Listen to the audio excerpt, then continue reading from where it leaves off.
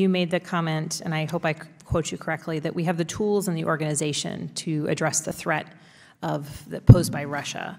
And I was curious if you could quickly expound on that. What are the tools, what are the organizations, and how could we make them stronger so that we are successfully addressing the threats posed by Russia?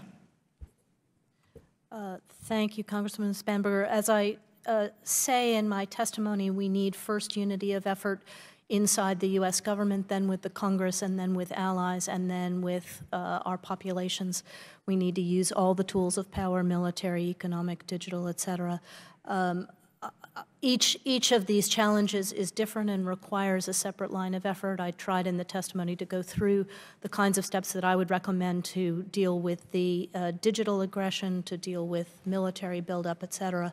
But specifically, sanctions are useful, but only when they are with allies, when they are targeted, when they can be ratcheted up and ratcheted down when we can come to agreements. So in the Donbass negotiations that I was working on, we were getting to the point where we were going to need to show Russia that good behavior would lead to some sanctions coming off. But when Russia stalled in those negotiations, I could have used an escalatory ladder. But by the same token, what's most important is that we are strong and that we are not willing to give on things that Russia wants or to give them the prestige or the face, if you will, of good relations unless they are working with us rather than against us, and that has to be presidentially led.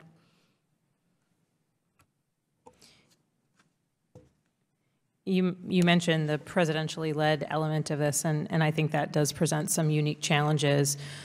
Certainly, as we've seen in the past couple days, the past week, a focus on the Mueller report, and I know that a number of my colleagues have mentioned this.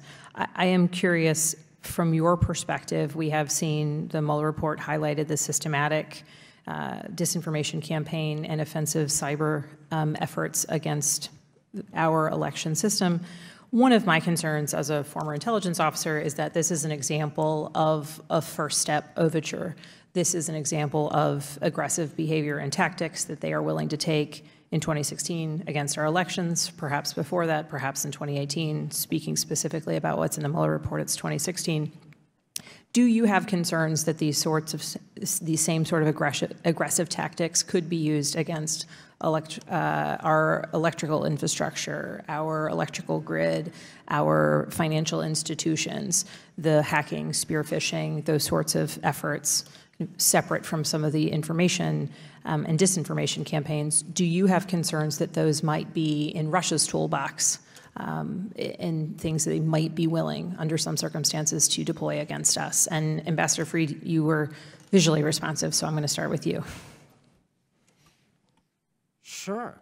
We would be derelict in our duty as a nation if we weren't concerned about this. And this is not hypothetical. We saw the Russians go after the Georgians, go after the Estonians, and this was 11 years ago, 12, and the Ukrainians all the time. This, of course, this is going to be in our toolkit. Now, I want to give the U.S. government some credit. We have stood up Cyber Command. They are active. They are working on hard security. But as Ambassador Nuland has said, this has to be a whole-of-government effort. It has to be presidentially led, and we can't send mixed signals. To understand that issue,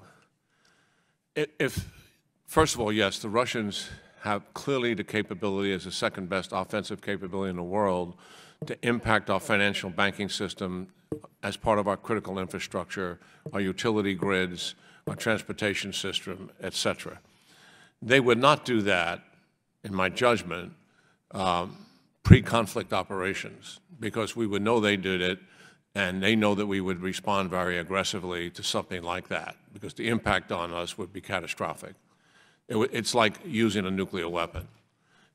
However, during conflict operations, and we know this for a fact, all of those tools would be used against the American people in the homeland. Not only that, as we're trying to deploy our forces, and you saw our forces deploy to Iraq and to Kuwait and to Afghanistan, and we called that a permissive deployment.